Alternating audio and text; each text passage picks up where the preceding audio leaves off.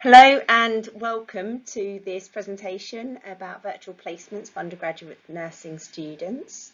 Thank you so much for inviting me to speak about this. Simulation is my favourite subject in the world, and this virtual simulation actually shows really positive results of what we can do. So first of all, before I really start to talk to you about virtual simulation and everything that goes with it, I'll tell you a little bit about myself. So my name's Joelle. I work at a university called Solent University in the south of England. And we have approximately 330 undergraduate nursing students over the 3-year groups. The students are, a lot of them, so we're a widening participation university, and what that means is that our students come from very diverse backgrounds. I think at the moment our average age is about 35, so a lot of them are older, have a lot of life experience, have a lot of culture behind them, a lot of life behind them. And they come from very diverse backgrounds. This means, so not only sort of international, so we have a lot of students from all the way around the world that come over to work with us, which is absolutely fantastic, but it also has its own it has its own difficulties that come with that. It's its own challenges that go with that. A lot of our students have got children, and so again that's a completely different ball game with the sorts of students. So everything that I create and run is for my student population.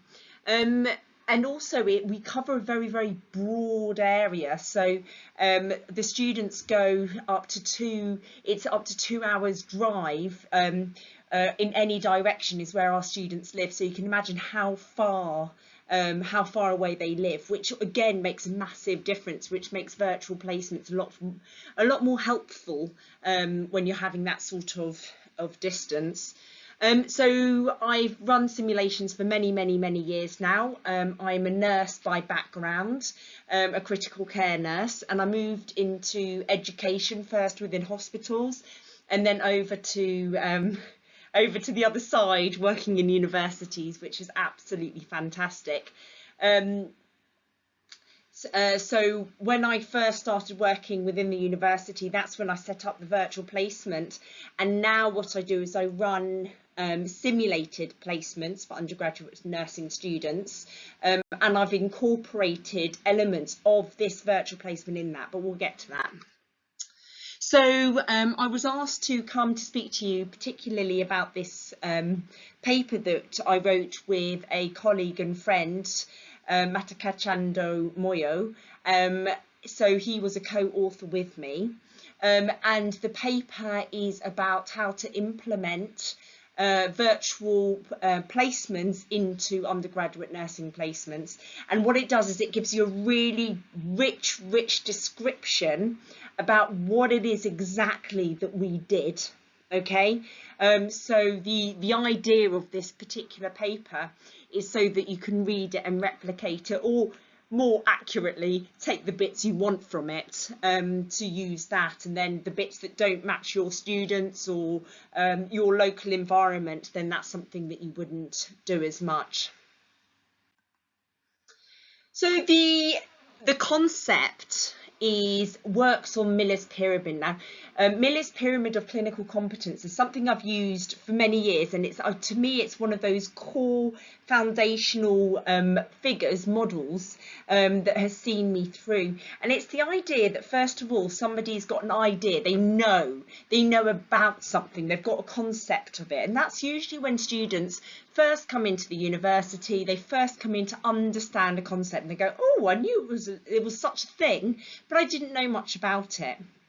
Then they start to learn about it, and they start to go, okay, so theoretically I now understand how that knowledge is appropriate and how things work.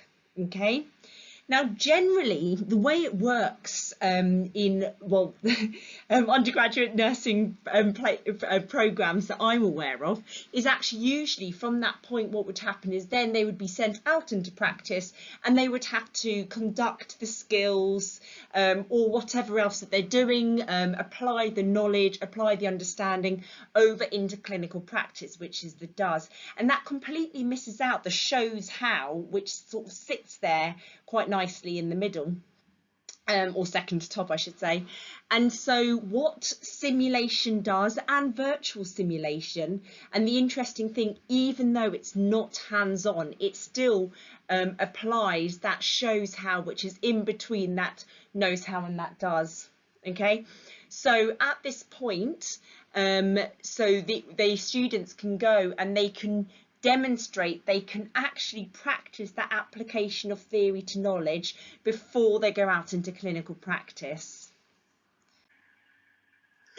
So this is effectively the structure of how the virtual simulated placement ran. Okay, so it was a 4-week-long placement. I do apologise that it's quite small writing, but it is all there on the paper and there's a reference for that. And so each week, the first weeks 1 and 2 were quite similar in how they were constructed. Weeks 3 and 4 were a little bit different.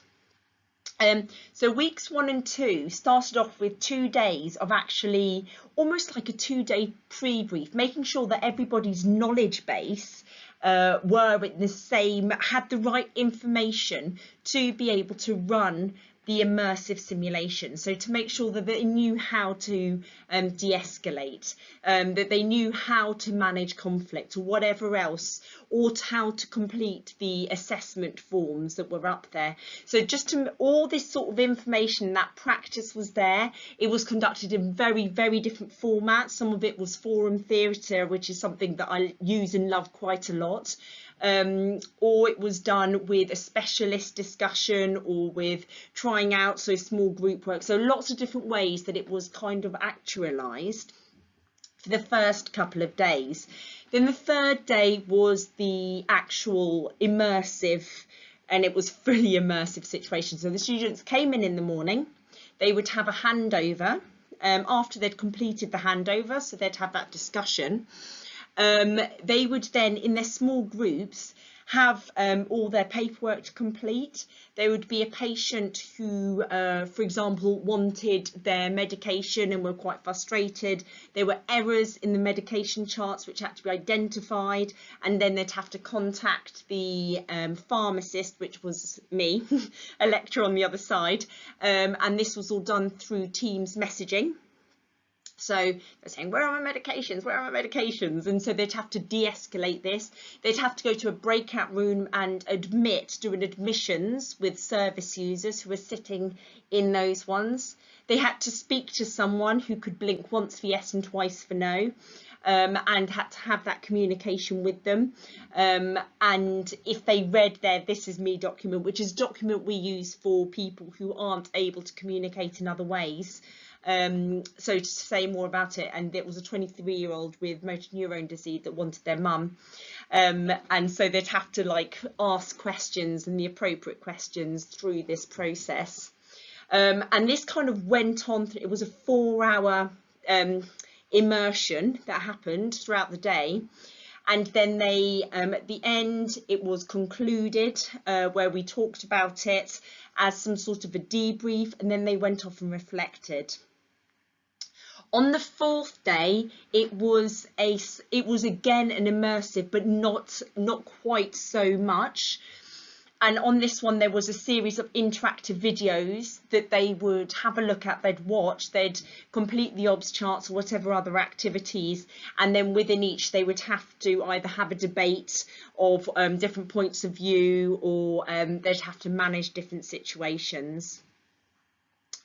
After this, on week 3 was conducted by 2 clinical nurse specialists. One of them was a mental health practitioner, and the other one was an infection control. The infection control is one that I've got to say I am particularly proud of. It was a series of 5 interactive videos, which was done on the first day. and the students just thought they were managing a ward, and every video was the next day of what happened. They'd written their own notes and all the rest of it, but progressively everyone seemed to be getting sicker and sicker, and they couldn't see why. The next day there was a big image of the healthcare assistants being sick in a bowl and a big yellow tape over the door saying closed due to norovirus. And preceding that, they had a discussion, and they had to do a root cause analysis using their paperwork to find out where did the norovirus come. And through the videos, actually the healthcare assistant didn't wash her hands. You saw her doing the observations, the obs with a Dynamap, going from patient to patient, not washing her hands. And she was the first to go off sick. She doesn't turn up on day 3. So it was quite fantastic, and they did blogs that went with it. Week 4 was done through scenarios, so unfolding scenarios, and that was all about patient deterioration. And so each day had a different theme. One was respiratory, one was cardiovascular, one was ended up being diabetes, and one was shock and sepsis. And so they did one on each of the 4 days, and through that they had to sort of identify what was happening and sort of feed back bit by bit within their groups. And you know, things like that would always include things like ECGs, ABGs, and so it's understanding the why. Okay, you've got that why. Why do you understand that? What happening here? What are your actions going to be? And what's very, very interesting is that in a moment we're going to look at what the students said, and it was exactly what I was hoping. So the question is, does it work?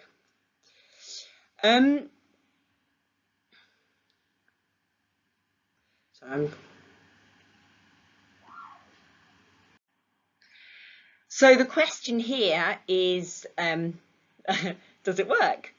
So we conducted pre and post interviews.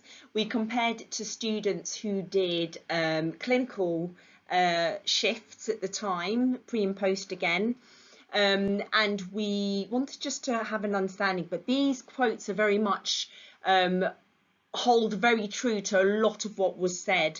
So actually the students have found very, very, very strongly that before this point their relationships, they weren't forced into this kind of social relationships with their peers, that they then felt they could take out into clinical practice and have that social support network, which they'd struggled to get before doing this. And what's very, very interesting is now that I'm holding these simulated placements, and that's all I do, that's one of the biggest things that I'm finding from it, is that students are saying, actually, I now have people, and it's incredible how when you have a lecture, people seem to sit within sort of quite expected groups.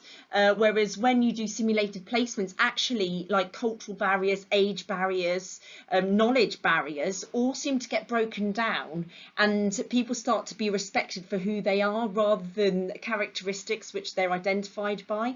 And these social support networks become really strong, and the most unlikely friendships seem to kind of blossom and actually carry on through clinical practice, which we all know is actually what makes people succeed in these sorts of environments in undergraduate nursing programs. So that was the first one, and I really wanted to put that first, so just because how important I feel it is.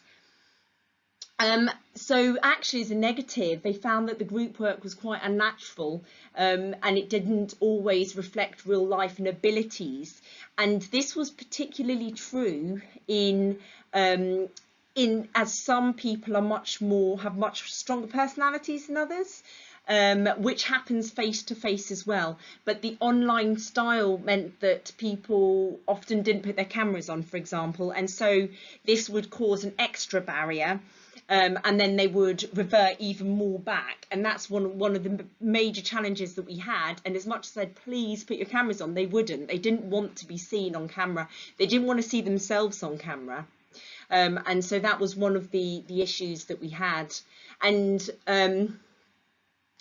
So, but equally, the small group work, they found that they saw many different points of views, which they weren't expected to see. So actually, we addressed these issues as much as we could, which was really tough. Really tough, and to say that we actually achieved it well, I think would be wrong. But actually, when they did listen, they found lots of different points of view, which was great. Technical issues was a problem. It highlighted inequalities. We're a diverse population, and those who had multiple computers, better connectivity, better digital literacy did better. And that's completely unfair. That's not what we stand for. But that was one of the realities which was difficult to stomach, to be honest. But actually, they found that they were able, like nearly all the students said afterwards, actually my ability to apply theory to practice has been enhanced. So that pyramid, Miller's pyramid that we looked at, that application of theory to practice and actually being able to bring it up there is what they said they were able to improve on. So it did work despite these limitations. And also this safe environment, free to make mistakes, which is so commonly heard when we speak about simulation.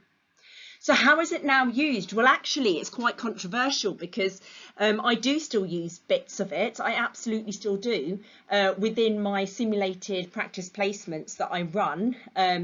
It's over 20 weeks of the year that these run. They're 4 days a week, and we do use this in part. However, the mindset to take a student from not wanting to use it at all to going online, as these students haven't been through COVID, so they weren't forced to go online, and that's one of the challenges.